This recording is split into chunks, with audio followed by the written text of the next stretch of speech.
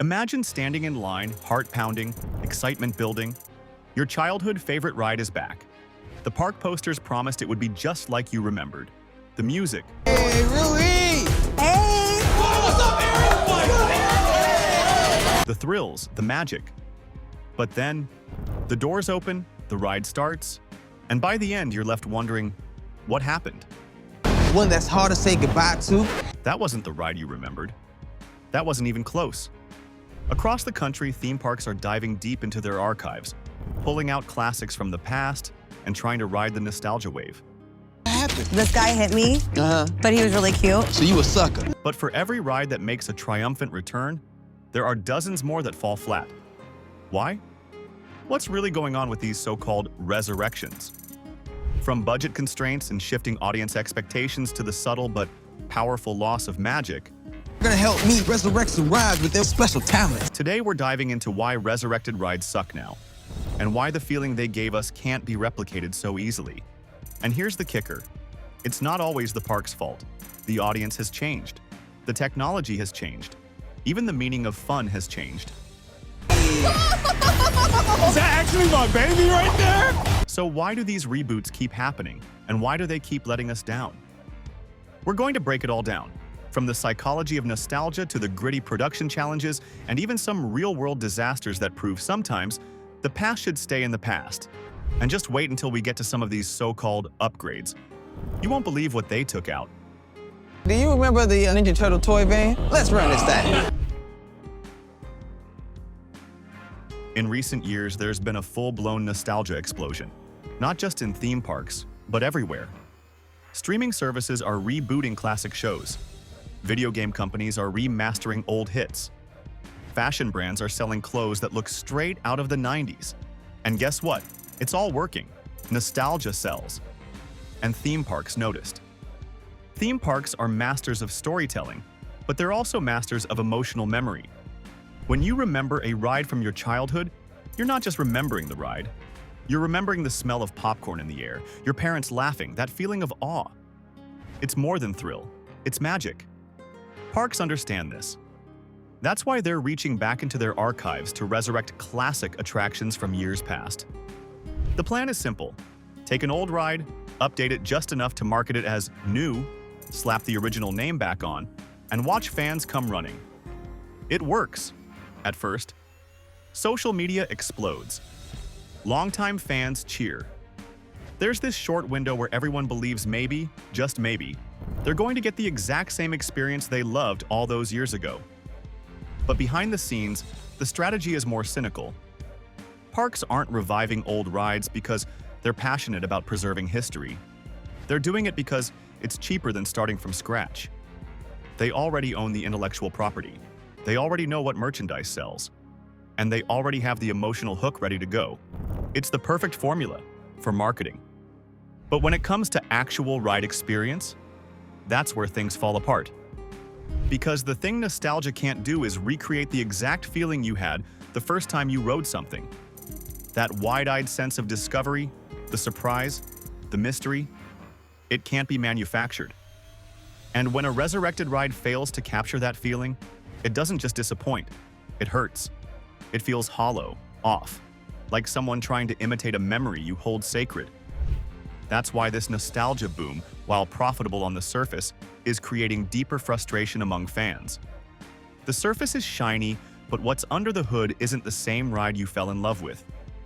And trust me, once we start unpacking the specific reasons these revivals go wrong, it only gets worse. Let's start with one of the biggest mistakes. These rides often don't even know who they're for anymore. The original ride might have been beloved by kids in the 80s or 90s, but today, those kids are adults, many with their own children who have no emotional connection to that ride. When parks bring back something like Mr. Toad's Wild Ride or Body Wars, they're targeting a shrinking slice of the audience, hardcore fans who were there the first time. The new generation, they don't care about the history. They want speed, effects, interactivity. Meanwhile, older fans who do care come in expecting the ride to feel like it did decades ago, an impossible standard. What happens is a ride stuck in no man's land. It tries to appeal to longtime fans with callbacks and retro branding, but it also tries to modernize to stay relevant. The result? A Frankenstein's monster of an attraction that pleases no one.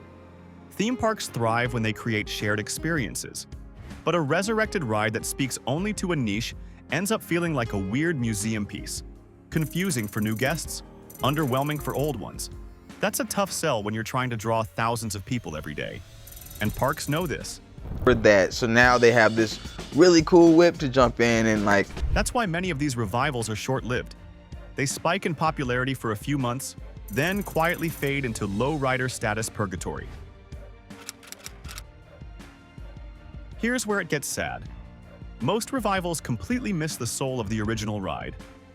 Old rides had something modern ones don't: mystery. The lighting was darker, the storytelling was subtle. Animatronics weren't perfect, but they felt alive.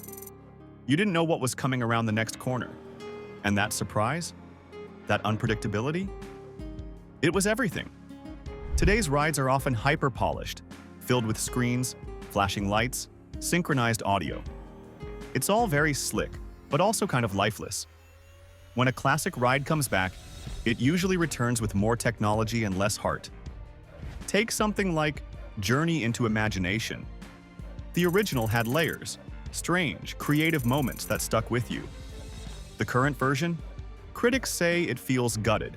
The weirdness is gone. The soul is missing.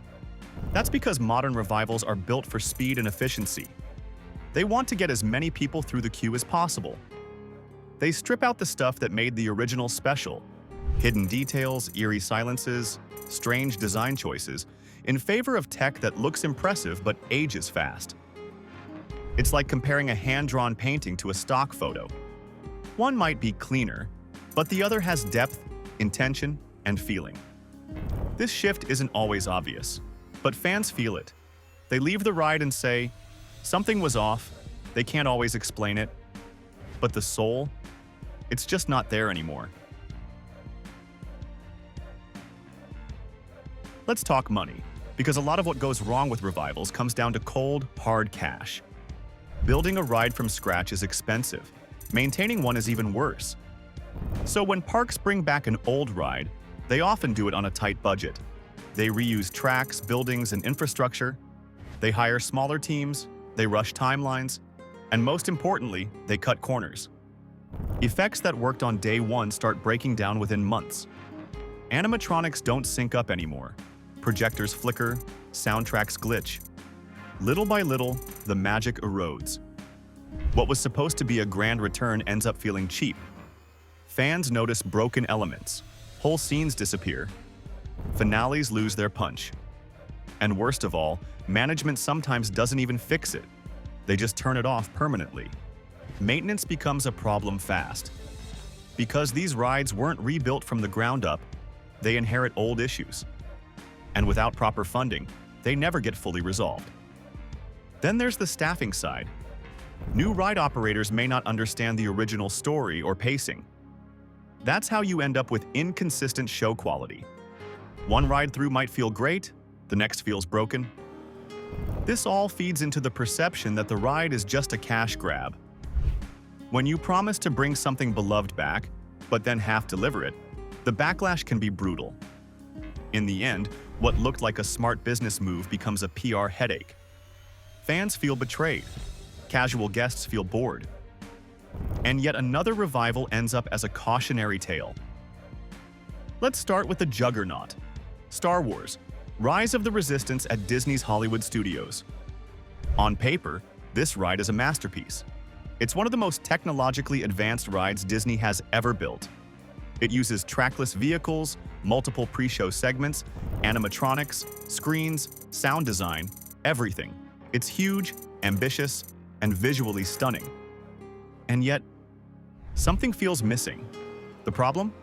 It's too perfect, too polished, too scripted. Everything is pre-timed to the second, which means no surprises. No chance for weird, magical moments to emerge. It's a ride where you're watching the action more than experiencing it. You're told what to feel rather than discovering it on your own. Many fans compare it to earlier Disney rides like Haunted Mansion or Pirates of the Caribbean, where you could ride 10 times and notice something new each time. With Rise, it's one and done for many. The illusion is impressive, but it doesn't have soul. It doesn't breathe. Worse, some effects have already started breaking down. Animatronics freezing, audio delays, and once you strip away that polish, what's left is a ride that's more about technical theater than immersive storytelling. This isn't just a Star Wars problem. It's the blueprint for future revivals. Bigger doesn't always mean better. Sometimes the human element matters more than high tech. Now let's go back, way back, to one of Universal's most iconic ride experiments. Back to the Future, the ride.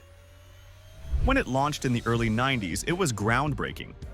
A motion simulator that put guests inside a DeLorean, racing through time with Doc Brown. The premise was wild. The visuals were futuristic. Fans loved it at first. But as time passed, cracks started to show. The graphics aged. The ride vehicles became notorious for giving people motion sickness. The story was chaotic and hard to follow, especially for younger guests unfamiliar with the movies.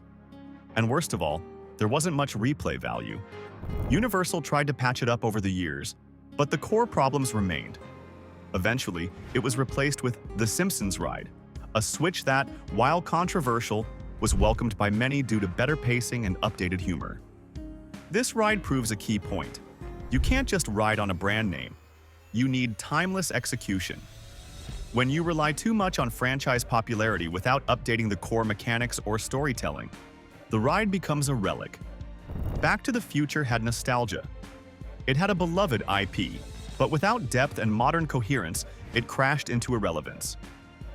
Roller coaster fans are no strangers to the term RMC, short for Rocky Mountain Construction.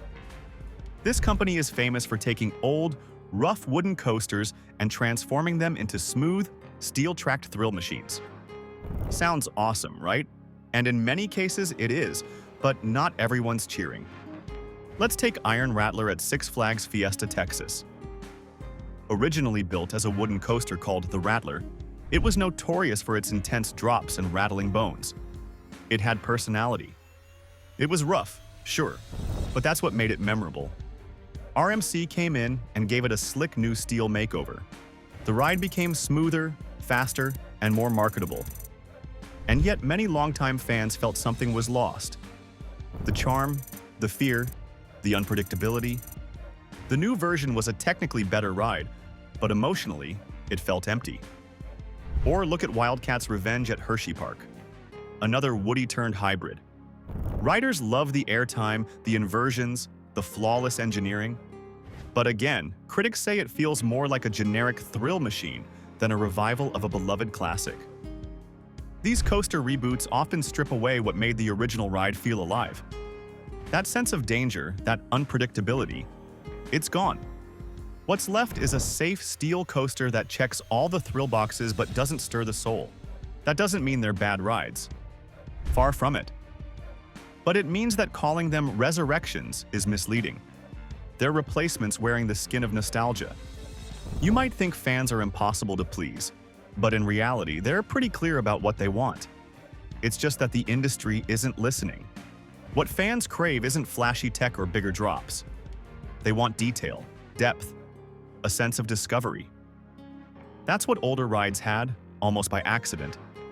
They were slow, weird, full of quirks, but those quirks made them memorable. Rides like E.T. Adventure or the original Spaceship Earth had strange moments, odd characters, and music that burrowed into your brain. You didn't just ride them, you explored them. That's what fans miss. Not the old ride systems or outdated graphics, but the feeling that someone cared about every inch of the design. That the ride was telling a story layered with Easter eggs, mood, and a kind of magic you can't fake. Today's resurrected rides often miss that completely. They're made for Instagram, not for storytelling. They're bright, clean, and filled with expensive effects, but the soul? Nowhere to be found. Take a look at fan forums and Reddit threads. You'll see comments like, "They brought it back, but it's just not the same."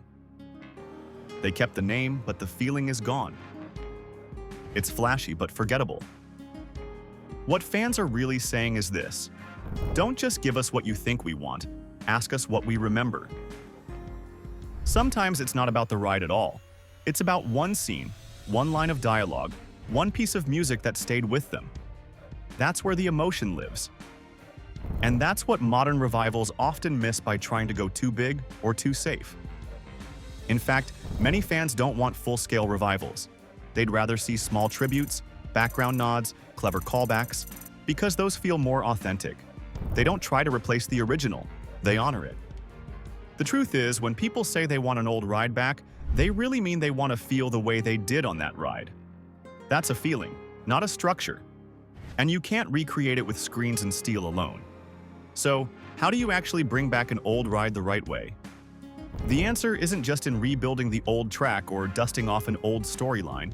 It's about respecting what made the original ride matter, and then enhancing it in a way that feels natural, not forced. The best revivals strike a balance. They keep the charm, the pacing, the weird details that made the original ride special. But they update the parts that need updating, like safety systems, animatronics, or lighting, not the soul. One example of doing it right: the Haunted Mansion Holiday Overlay. It doesn't erase the original, just layers a new theme on top. It's temporary, playful, and fans love it. Why? Because it doesn't try to replace a classic. It adds a fresh twist while leaving the core ride intact. Another success story is Mickey and Minnie's Runaway Railway. While it replaced the great movie ride, a tough loss for many fans, it carved out its own identity with charm, chaos, and clever surprises. It's not a resurrection, but it shows that when rides are built with character, they resonate. The key takeaway: don't over-engineer. Don't assume louder, faster, or more expensive means better. Fans don't want perfection. They want feeling. They want to laugh, gasp, wonder. And that comes from purposeful design, not just technology. Imagine if more parks used small-scale test revivals. Maybe bring back a retro flat ride. Install a photo wall tribute. Drop in some original music in the queue. Gauge fan reaction. Then decide if a full revival is worth it. If you're going to bring something back, bring it back right. With heart. With intent. And with a deep understanding that what people miss isn't the ride, but the way it made them feel. So why do resurrected rides suck now? It's not because nostalgia doesn't work. It does. It's not because people don't care. They do. Deeply. The real problem is that today's revivals are built on marketing plans, not magic. They're focused on what looks good in a press release, not what feels good in a rider's heart. When a ride comes back and falls flat, it hurts. Because it's not just a ride, it's a memory, a moment, a feeling. And when that's replaced with hollow screens or broken effects, the magic dies twice. Once when the original closed, and again when the new version lets us down. But it doesn't have to be this way.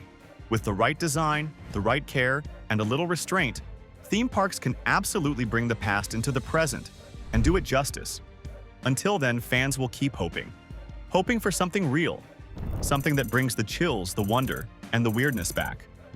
And when that happens, that ride won't just succeed, it'll become a legend all over again.